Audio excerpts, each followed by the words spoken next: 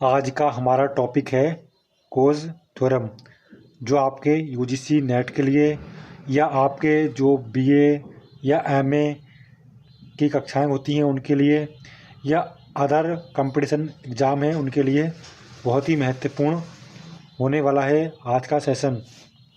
बात करें खोज परिमेय, ब्रिटिश अर्थशास्त्री जिनकी पुस्तक आई थी 1960 में, जिसमें उन्होंने बताया था सामाजिक लागत की समस्या। 1991 में इन्हें नोबेल पुरस्कार से सम्मानित किया गया है और इन्हीं के नाम पर इनका एक सिद्धांत है खोज सिद्धांत। इसको खोज थ्योरम भी कहते हैं। ये पिग्यूवियन सिद्धांत की आलोचना के माध्यम पर आधारित है, यानी कि जो पिगू थे उनकी आलोचना पर यह सिद्धांत लागू है। पिग्यूवन जो है उनका समाधान के लिए वो क्या करते हैं, सरकारी हस्तक्षेप को वैधता देते हैं, यानी कि वो कहते हैं कि किसी भी अगर दो पार्टी हैं उनमें संशोधन यानी कि उनका समाधान करने के लिए सरकार का हस्तक्षेप जरूरी है। लेकिन जो पिगू हैं उनका सरकारी हस्तक्षेप के बारे में जो सिद्धांत है वो कहता है कि अगर दो पार्टी हैं उनके बीच में सरकार अपना हस्तक्षेप करेगी तो उनका फैसला सही हो पाएगा। लेकिन जो खोज हैं खोज इसको पसंद नहीं करते हैं। वो कहते हैं बाह्यताओं को हल करने का सिद्धांत पिग्यूवन सिद्धांत की आलोचना पर आधारित है।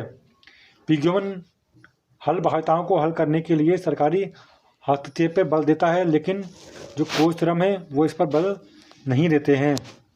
आगे देखते हैं। देखिए यहाँ पर जो बाह्यताओं को हल करने के लिए सरकारी हस्तक्षेप पर बल, देखिए सिद्धांत में सरकारी हस्तक्षेप को मंजूरी नहीं है। इसमें जो रोनाल्ड कोड हैं उनका अनुसार बाह्य कारकों जैसे प्रदूषण को नियंत्रित करने के लिए सरकारी हस्तक्षेप की कोई आवश्यकता नहीं है। यानी कि जो रोनाल्ड कोड हैं उनके अनुसार बाह्यताओं को नियंत्रित करने के लिए सरकारी हस्तक्षेप की कोई आवश्यकता नहीं है। यानी कि जो इष्टतम समाधान है इसका वो सिर्फ दो पार्टी ही, एक जो इससे प्रभावित हो रही है और जो प्रभाव पड़ रहा है जिसका, यहाँ पर आप समझिए एक पार्टी है जो प्रदूषण उत्पन्न कर रही है, एक पार्टी है जो इसका प्रभाव पड़ रहा है जिस पर। तो दो पार्टी हैं, उनका कहना है कि अगर ये दोनों पार्टी अपना समझौता आपस में कर लेते हैं बार्गेनिंग माध्यम से, यानी कि परस्पर माध्यम से, तो जो लागत है वो कम आएगी, जिससे कि आपकी अन्य लागत बच जाएगी। और जो बाह्य समाधान है यानी कि बाह्य की बात की गई है सरकारी हस्तक्षेप के बिना, अगर सरकारी हस्तक्षेप होता है तो इसमें लागत अधिक आने की संभावना होगी। समाधान जो प्रदूषक और पीड़ित दोनों को संतुष्ट करता है, सौदेबाजी के माध्यम से प्राप्त किया जा सकता है।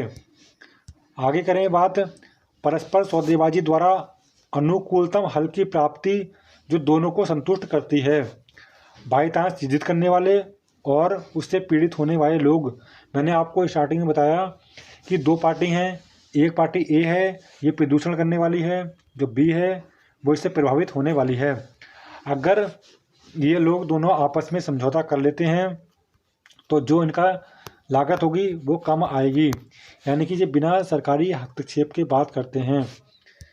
एक कौन है, प्रदूषण करने वाली पार्टी, एक है प्रदूषण से प्रभावित होने वाली पार्टी। आगे की बात करते हैं इसमें। तो देखिए ये सिद्धांत क्या कहता है, समझौता करने वाली पार्टियों की संख्या कम हो तभी ये इसकी मान्यता है। देखिए मान्यता को हम पढ़ लेते हैं कि लेन देन की जो समझौता करने वाली पार्टी हैं उनकी संख्या कम होनी चाहिए। संपत्ति, संसाधन, प्रदूषण के प्रभावों और निवारण लागतों की पूरी जानकारी प्रदूषण के प्रभाव को धन के संदर्भ में मापा जा सकता है। उन्होंने क्या कहा है, जो प्रदूषण है उसको हम धन के माध्यम से भी समझ सकते हैं, यानी कि उन्होंने इसकी जो प्रदूषण करने वाला है और जो सहने वाला है उसको इसकी मान्यता क्या ली गई है। जो रोनाल्ड कोज हैं उन्होंने कहा है कि प्रदूषण की जो लागत है उसको हम धन के रूप में भी माप सकते हैं। और इसमें एक मान्यता उनकी है कि इसमें लेन देन करने वालों की संख्या कम होनी चाहिए और समझौता करने वाली पार्टियों की संख्या यहाँ पर कम बताई गई है। और संपत्ति का अधिकार बताया गया है कि संपत्ति के जो प्रॉपर्टी है उसके अधिकार सुनिश्चित होने चाहिए। और जानकारी को उन्होंने धन के रूप में मापा है, यानी कि जो प्रदूषण से प्रभावित हो रहे हैं, यानी कि जो इनका प्रभाव पड़ रहा है, उनको हम धन के रूप में माप सकते हैं। आगे कहा है दोनों सौदेबाजी पार्टी की समान हालात है, यानी कि मान्यता ली गई है कि दोनों की जो समान हालात हैं दोनों के, यानी कि दोनों किसी से कम या ज़्यादा नहीं है, दोनों की परस्पर स्थिति। आगे की बात करें इसमें तो देखिए दोनों के पास संपत्ति अधिकार यानी कि जो ट्रांजैक्शन कॉस्ट है, लेन देन की लागत नहीं ली गई है, यानी कि लागत शून्य रखी गई है क्योंकि इन्होंने सरकारी हस्तक्षेप नहीं माना है, इसलिए लेन देन की लागत क्या है यहाँ पर आपकी शून्य है। अगर सरकार हस्तक्षेप करती है तो इसमें लागत बढ़ सकती है, लेकिन रोनाल्ड कोच का मानना है कि इसमें लागत शून्य है। आगे की बात करें तो देखिए इसका स्पष्टीकरण किया गया है। स्पष्टीकरण को लेकर बात की गई है। स्पष्टीकरण परिमेय में कहा गया है कि जब परस्पर विरोधी संपत्ति अधिकार संबंधित पक्षों के बीच बढ़ते हुए परिणाम का कुशल होंगे, भले ही अनंत संपत्ति अधिकार किस पक्ष को दिया जाए, जब तक कि सौदेबाजी से जुड़ी लेन देन लागत नगण्य हो। कोच परिमेय कहता है कि जहां संपत्ति के अधिकारों का टकराव होता है, शामिल पार्टियां उन शर्तों को सौदा बातचीत कर सकती हैं जो किसी भी संपत्ति के अधिकार के परिणाम के दोनों दलों के लिए अधिक फायदेमंद हैं। इसके लिए सौदेबाजी की लागत रहित होना चाहिए। यदि सौदेबाजी संबंधित लागतें होती हैं जैसे बैठक, यह परिणाम को प्रभावित करता है। कोच परिमेय से पता चलता है कि जहां संपत्ति के अधिकारों का संबंध है, शामिल पार्टियां आवश्यक रूप से विचार नहीं करती संपत्ति के अधिकार कैसे प्रदान किए जाते हैं, यदि पारस्परिक रूप से लाभप्रद परिणाम पैदा करने के लिए व्यापार कर सकते हैं। यानी कि उन्होंने कहा है कि इसमें इनका मानना है, रोनाल्ड कोच है, उनका मानना है कि हम बातचीत के माध्यम से इस पर परस्पर माध्यम से विचार कर सकते हैं, जिससे कि लागत इसमें नहीं आएगी, शून्य लागत आएगी। यानी कि जो प्रदूषण से प्रभावित हो रहे हैं और जो प्रदूषण कर रहे हैं, वो दोनों आपस में बार्गेनिंग के माध्यम से, बातचीत के माध्यम से अगर इसको निपटा देते हैं तो इस पर लागत शून्य होगी। यानी कि इसमें प्रॉपर्टी राइट अपने दे रखे हैं। प्रॉपर्टी राइट के बारे में बात की कर रखी है कि दोनों के प्रॉपर्टी राइट हैं वो अपने अपने समान हैं। आगे बात करें, मैं आपको बहुत ही सिंपल भाषा में बता रहा हूँ।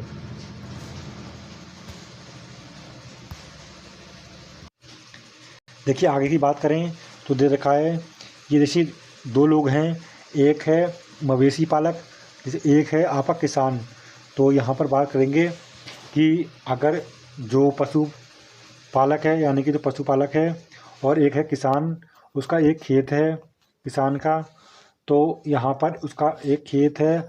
अगर यहाँ पर दोनों के प्रॉपर्टी राइट अपनी अपनी जगह समान है तो क्या हो सकता है इसमें कि जो पशुपालक है या तो वो क्या करे, जो किसान है उसकी फसलों को जो नुकसान करते हैं उसके पशु, तो उसको वो लागत उसकी दे दे, या फिर एक ये कर सकता है कि या किसान क्या करे, अपनी बाड़बंदी कर ले जिससे कि पशु वहाँ पर ना जा सकें, जिससे कि उसकी लागत शून्य हो सकती है।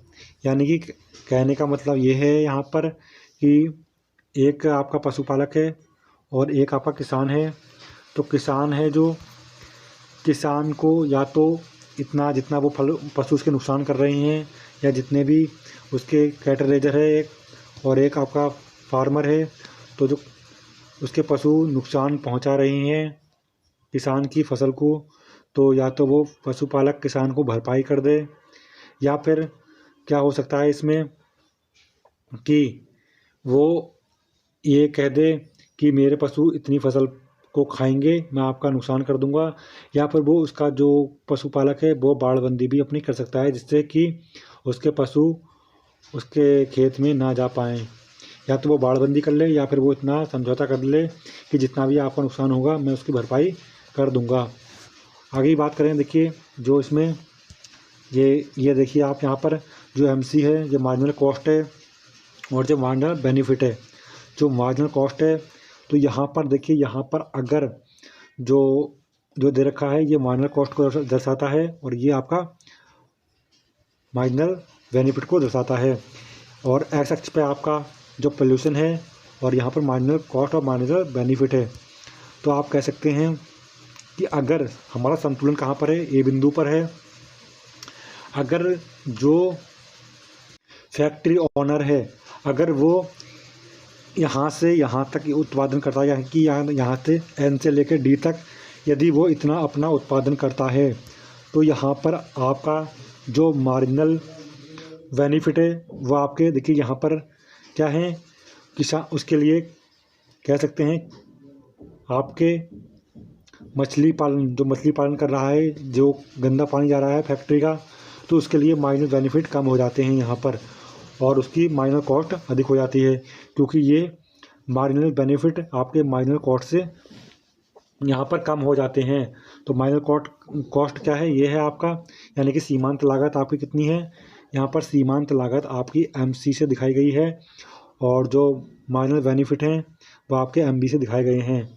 और संतुलन जो हमारा हो रहा है, जो ए बिंदु पर हो रहा है, अगर एक आप ये भी हो सकता है कि जो फैक्ट्री ओनर है वो अपना उत्पादन कितना करे, वो अपना उत्पादन इतना करे जो कि आपका ये ए बिंदु तक, तो उसके मार्जिनल बेनिफिट कम हो जाएंगे फैक्ट्री के और उसका जो कॉस्ट है वो अधिक हो जाएगी।